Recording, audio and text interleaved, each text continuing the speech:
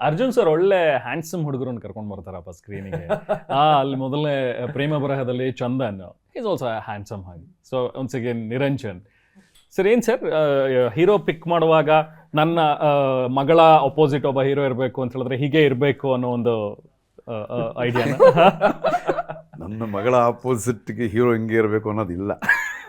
ಈ ಕ್ಯಾರೆಕ್ಟರ್ಗೆ, ಈ ಪಾತ್ರಕ್ಕೆ ಅನುಗುಣವಾದ ಒಂದು ಅನುಗುಣವಾದ ವಂಡರ್ಫುಲ್. ಎಸ್. ಅನುಗುಣವಾದ ಗೊತ್ತಿದೆ. ಬಟ್ ನಾನು ಹೇಳಿದ್ದು ಅವ್ರ ಕನ್ನಡ ನಾನು ಅಷ್ಟು ನಿರರ್ಗಳವಾಗಿ ಬರಲ್ಲ ಅಂತ ಹೇಳಿದ್ರು ಕೂಡ ಅವ್ರು ಬಳಸುವಂತ ಕೆಲವೊಂದಷ್ಟು ಪದಗಳಿದೆಯಲ್ಲ, ಅಫ್ಕೋರ್ಸ್ ಅದು ಸಾಹಿತ್ಯ ಓದೋದ್ರಿಂದ ಇದೆಲ್ಲವೂ ಕೂಡ ವಯಸ್ಸಲ್ಲಿ ತುಂಬಾ ಓದ್ಬಿಟ್ಟಿದ್ದೀನಿ ನಾನು. ಇಲ್ಲೇ ಇದ್ದಿದ್ರೆ ಇನ್ನೂ ಒಳ್ಳೆ ಇನ್ನೂ ಚೆನ್ನಾಗಿ ಮಾತಾಡ್ತಿದ್ನೇನು. ಸೊ ಏನ್ ಮಾತಾಡ್ತಿದ್ವಿ ಈಗ? ಅನುಗುಣವಾದ. ಸೊ ಪಾತ್ರಕ್ಕೆ ಅನುಗುಣವಾದ ಕರೆಕ್ಟಾಗಿ ಸೂಟ್ ಆಗುವಂತ ಒಂದು ಆಕ್ಟರ್. ಜೊತೆಗೆ if you take Niranjan, is a well trained actor ಎಲ್ಲ ವಿಷಯದಲ್ಲೂ.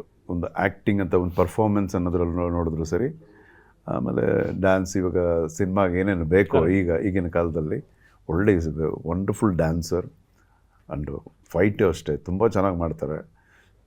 ಈ gymnastics everything he knows. So ಒಂದು ಫುಲ್ ಪ್ಯಾಕೇಜ್, ಒಂದು ಆ್ಯಕ್ಟ್ರಿಗೆ ಏನು ಬೇಕೋ ಅದೆಲ್ಲ ಒಂದು ಪ್ಯಾಕೇಜ್ ಥರ ಈಸ್ ದೇರ್. ಸೊ ಹಂಗಂತಿರುವಾಗ ಒಂದು ಡೈರೆಕ್ಟ್ರಿಗೆ ಇನ್ನೇನು ಬೇಕು? ಕರೆಕ್ಟ್. ನಮ್ಮ ಏನು ಕೇಳಿದ್ರು ಎಸ್ ಮಾಡ್ತೀಯಾ, ಎಸ್ ಮಾಡ್ತೀನಿ. ಜಂಪ್ ಮಾಡ್ತೀಯಪ್ಪ ಮಾಡ್ತೀನಿ, ಆ್ಯಕ್ಟ್ ಮಾಡ್ತೀಯಾ ಓಕೆ, ನಗ್ತೀಯಾ ನಗ್ತೀನಿ, ಅಳ್ತೀಯಾ ಅಳ್ತೀನಿ, ಇನ್ನೇನು ಬೇಕು ಒಂದು ಡೈರೆಕ್ಟರ್ಗೆ? ಸೊ ನಮ್ಮ ನಮ್ಮ ನಮ್ಮ ನಮ್ಮ ಒಂದು ಸೀನ್ ಏನಾದರೂ ನಾವು ಕನ್ಸೀವ್ ಮಾಡಿದರೆ ಆ್ಯಸ್ ಎ ಡೈರೆಕ್ಟರ್, ಅದನ್ನು ಹಾಗೆ ನಾವು ತೆರೆ ಮೇಲೆ ಹೇಳಬೇಕಲ್ವ. ಅದಕ್ಕೆ ನಮಗೆ ಬೇಕಾಗಿರೋದು ಒಳ್ಳೆ ಆ್ಯಕ್ಟರ್ಸು. ಸೊ ಆ ಪ್ರಕಾರ ನಮಗೆ ಅದೇ ನನ್ನ ಅದೃಷ್ಟ. ಅದು ಒಂದು ಟ್ಯಾಲೆಂಟ್ ಅನ್ನು ಗುರುತಿಸೋ ಒಂದು ಅದ್ಭುತವಾದ ಒಂದು is an amazing personality. So ಅವ್ರಿಗೆ ನಾನು ಕಾಣಿಸ್ಕೊಂಡಿದ್ದು ಅದು ನನ್ನ ಅದೃಷ್ಟ ಅನ್ಸುತ್ತೆ.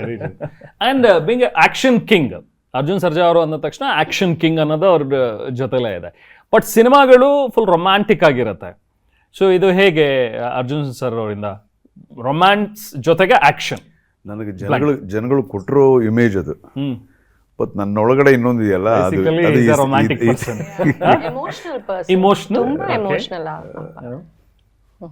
ಐ ಮೀನ್ ರೊಮ್ಯಾಂಟಿಕ್ ಅಂತಂದ್ರೆ ವಾಟ್ ಎವರ್ ಏನ್ ನೋಡಿದ್ರು, ಚೆನ್ನಾಗಿರೋದು ಏನ್ ನೋಡಿದ್ರು ನಾವು ಇಷ್ಟಪಡುತ್ತಾನೆ. ರೊಮ್ಯಾನ್ಸ್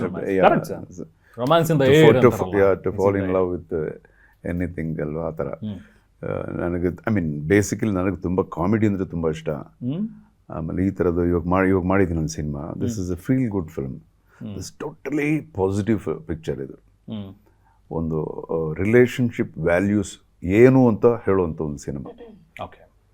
ಸೊ ಎಲ್ಲರಿಗೂ ಇದು ಯಾವ್ಯಾವ ಈ ಒಂದು ವಯಸ್ಸಿನವ್ರಿಗೆ ಅನ್ನೋದಿಲ್ಲ.